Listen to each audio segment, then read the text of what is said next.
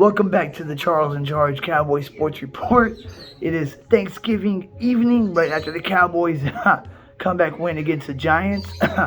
I'm just not going to take long here. If y'all have not subscribed and you're watching this video, please subscribe, like, and share. My first goal is to get to 1,000 subscribers, 4,000 watch hours, so therefore I can start doing live shows. Live shows is where it's at, and I guarantee you my live shows will be live, if you know what I mean. I'll have a call-in line, and even some shows set up a Zoom-in line.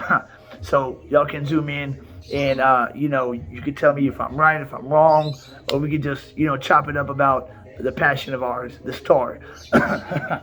Now, this game looked like, after Prescott's second interception, looked like Green Bay written all over again. Only difference is this game wasn't at Lambeau and we weren't playing Aaron Rodgers. Prescott cannot throw those two interceptions. In the first half, Kellen Moore called a bad game. We run the ball. We run the ball. We run the ball first, we pass second. That's how our offense works. In the first half, Kellen Moore trying to revert back to the Dak show. I don't understand why. When Zeke was just really eating in the first half. On that drive where we don't get it on 4th and 2, Zeke gets an 8-yard run. No, it was an 8-yard pass. 2nd and 2. 2nd and 2. Okay, play action. You're trying to catch it off guard. Fine. 3rd and 2. Give it to Elliott up the right side, behind Martin and Steele. He'll probably get a yard. And then go for it on 4th and 1 instead of 4th and 2. And he'll probably get the first down. We try to throw the ball too much in the first half when we are a running team. Now, I know Dak won the John Madden Player of the Game. He had some good passes in the second half. But we had more rush attempts than pass attempts by the end of the game. In the second half, we started running the ball better, and we started running the ball more. We were running it good to begin with. I didn't mean better. We started running the ball more in the second half. The first drive to open up the third quarter was almost, 8-minute drive, 14 plays. That's because we were running the ball, wearing down that defense. That keeps our defense fresh, so we can stop the run. Saquon Barkley, 39 yards on the ground. Their running back number 2, 31 yards on the ground.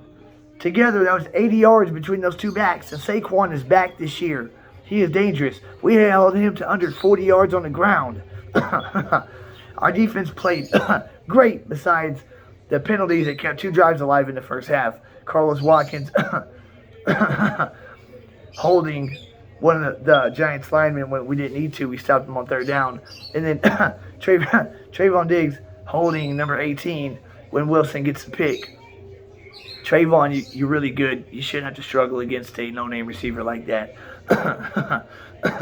And Anthony Brown letting that big ball up to Slayton really got under my skin. He gets under my skin. I don't see how we haven't found a really good or a better corner back number 2 to play opposite Diggs. We're stuck with Brown. Everything can't be gold everywhere. Parsons got his 2 sacks today. Armstrong got 1. So surprised Tate didn't get any. Being that he got 3 in week 3. But in the second half, we came out, got back to our fundamentals, ran the ball. First drive was 8 minutes. Giants get the ball, we stop them. They go on 4th down, we stop them there, and then we just play our ball, and we score 3 straight touchdowns. My prediction was 35-10 or 38-10. It was really close to being close to that. It was almost 31-13 if Maher would have made the field goal, but he misses the field goal, and the Giants get a meaningless touchdown to make it 28-20.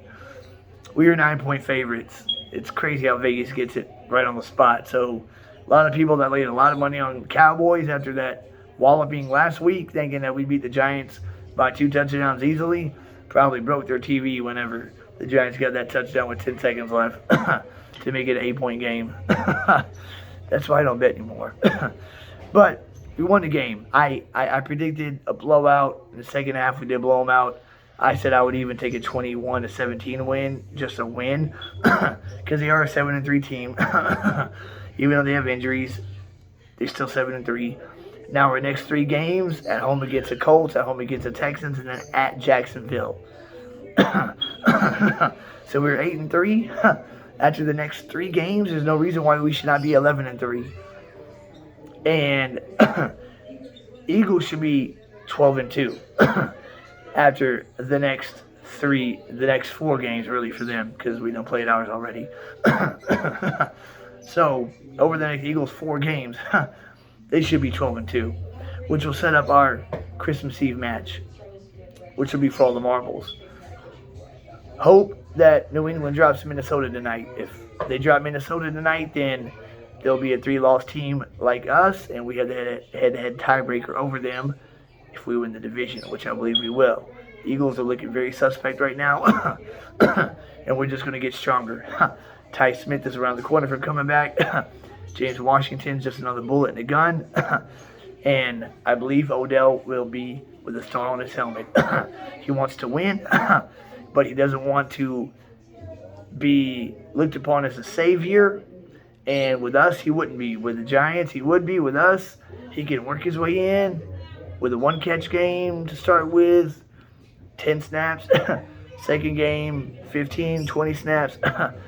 CD's he's stepping his game up in the second half of the season. CD Lamb is starting to look like a wide receiver 1. In the first half of the year, he wasn't. He is now. He had 106 yards today. So the last 3 games, he's had 200-yard games. Over at Green Bay, he had $150 and 2 touchdowns. Today, he had that one sick one-handed catch with pass interference by the cornerback going out of bounds. And almost hauled in another one in the back of the end zone. I don't see how that's not a touchdown if one foot's in, and then the second foot, the toe hits first, but then the heel comes out of bounds. If you got 1 foot in and the second foot, the toe hits first, at that moment, you got possession and you got 2 feet in bounds. That should be a touchdown right there before the heel. No matter where the heel lands, the toe's already down. But I guess that's the rule. I don't know. I would have liked to have been a touchdown, because it would have been an awesome touchdown catch. But Lamb had 106 yards. Zeke had 92 on the ground today. He ate. He looked real good in the first half too. He's healthy off that injury. Last week you could tell he was, not 100%. Today you could tell he was 100%, and that's why Tony Pollard does not get 30 carries a game, because Zeke is still very effective. And you want to keep Pollard fresh. You want Pollard to get 15 to 18 touches a game. So every time he gets the ball, he's fresh and it can take it to the house in a given moment. And Zeke, he can pick up 15, 20-yard runs also. And then when you're at the goal line, he's just a missile that's just going to shoot in there. But good win overall, guys. We're 8-3, and that was the hardest part of our schedule. We just finished it. The remaining 6 games on our schedule, we played 11, so yeah, 6 games. The remaining 6 games on our schedule are not as bad as the first 11 were. So the next 3 are easy street. So enjoy the Thanksgiving weekend and Sunday. Let's hope that Aaron Rodgers pulls out some magic and drops Philly at their own house. That would be awesome. That would just complete Thanksgiving week. Kids are so loud. But please subscribe, like, and share, guys. This season is going to be really good. We're going to get past the first round this year. Most likely past the second round. We had the team to do it this year. And y'all saw it. And we stopped the running game today. And we were number 1 in points allowed coming into today. We allowed 20 with that last-minute touchdown. Hopefully, Minnesota can score at least 20 against the Patriots and still lose. so we can still remain number one in points allowed. We came into the game and number one points allowed on defense and number 7 points scored on offense. So that sounds like a Super Bowl team right there, those two stats. Other than that, just my knee-jerk reaction from the game. I have a video this weekend with some more in-depth stuff, but good win. We went into the locker room, we made adjustments, we came out in the second half and we whooped ass. And Brian Dable walking into the locker room, real happy and cocky because he was up 6, thinking he had us on the ropes. Well, he thought wrong. We came out and put 21 up in a row. It was beautiful. So I'll catch y'all guys on the flip side. Keep God first and foremost. He comes before everything, even the star. Do that and let him lead you. And then enjoy the Cowboys on the weekends. And during the weekdays too. Alright guys, I'll catch you on the flip side. Please subscribe guys. Press that button. It's free. And like and comment. Tell me what you feel. Tell me what you think about my video. Catch y'all guys on the flip side. Charles and Charges out.